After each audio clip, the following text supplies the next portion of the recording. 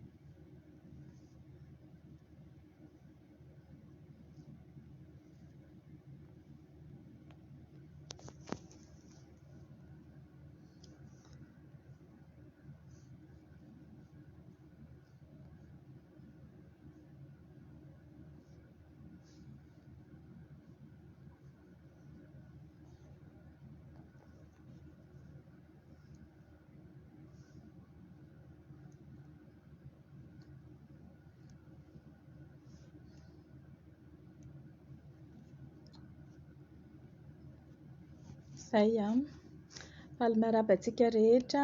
Coucou Lali, Josva, Vico,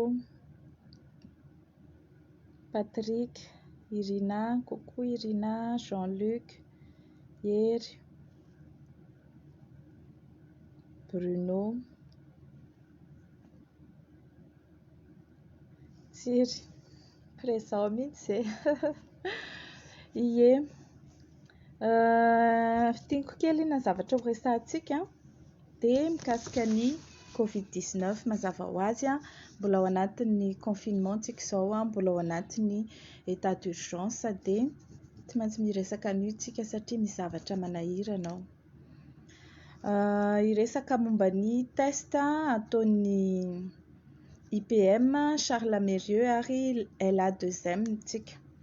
Hiresaka ihany koa ny mikasika ny fitsaboana ny Covid-19 izay voalaza fa ny CVO ary ireo entana izay voalaza fa ho ampiasaina amin'ny laboratoire izay laboratoire malagasy hitsangana eto Madagasikara, entana 100 tonnes izay vao tonga tamin'ny herinandro lasa teo. Raha izay mikasika ny Covid-19 dia resaka momba ny fanarenana na ny plan Marshall tsika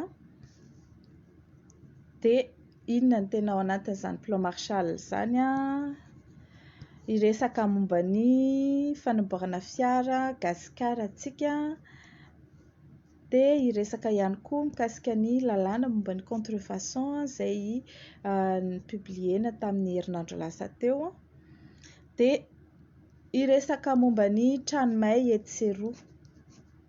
Inona ny tena mahatonga an'io?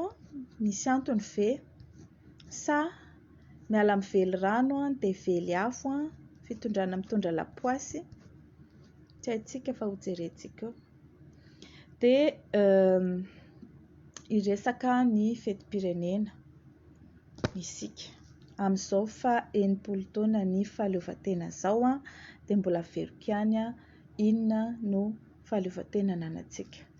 Izay izany ny famitinana fa raha hidirantsika tsirairay amin'izay dia mikasika ny Covid-19. Amin'izao tsika miteny izao ny chiffre mivoaka maly dia mahatratra 420 ny cas vaovao, izany hoe ny olona vaovao izay voalaza voavoan'ny coronavirus. 320 tamin'ireo dia avy eto Antananarivo izay mitondra ny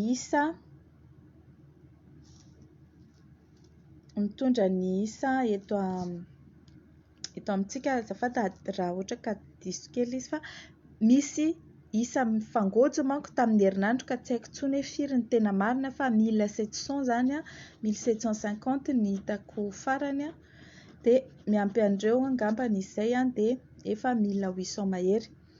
Rehefa inona zany no marina le isa omeny ny dépistage. Rehefa inona resaka ny sécurité tsika ao anatin'izay fahaleovantena izay, ao anatin'io resaka bidonville sy tranomay io andehanantsika eo izay. Kokoa miaro voahirana, sahondra, kokoa ioly, mino, kokoa i tsiritiana sy ny rehetrarehetra izay tonga eo. Iverenao kely mitombo ho any ka, ary rehefa inona zany no azo inoana le test, rehefa inona tsy azo inoana, rehefa inona no averina dia rehefa inona tsy averina. Satria hitantsika tsara fa tamin'ny mois de mai 7 mai ngambany izay 67 cas no hitan'ny IPM, dia tonga dia nisafotofoto ny gouvernement, tsy marina io, tsy possible io, na avereno, dia naverina ny 50 isa tamin'io 67 io. Dia tsy haiko izay tena nefarany ohatran'ny hoe 15 ny tena marina. Amin'ity 84 ity zany inona no miteny amintsika fa tena marina io? Inona no miteny amintsika fa tena marina io? Rehefa inona zany io marina dia rehefa inona tsy marina? Ary ireo 84 cas ireo dia hoe comme par hasard lasa t'Antananarivo daholo indray ny cas rehetra. Dia izao koa hitantsika tany Toamasina fa misy mahatratra 5 andro ka hatrany amin'ny 20 andro vao mivaly ny test. Test oviana zany ireo voakamaly ireo. Test oviana tamin'ny 12 andro lasa sa tamin'ny 3 andro lasa sa tamin'ny il y a une semaine. Tiako tenenina zany tena kitoto be ilay fiainana eto Madagasikara mikasika an'ity coronavirus ity, tena kitoatoa, tandrametaka, nefa lazaina hoe voafehy ny aretina. Lazaina fa efa stade 1 tsika ary mbola tsy niala ny stade 1, lazaina fa efa maro ny sitrana ary sitran'ny CVO daholo ny olona. Nefa isan'andro misy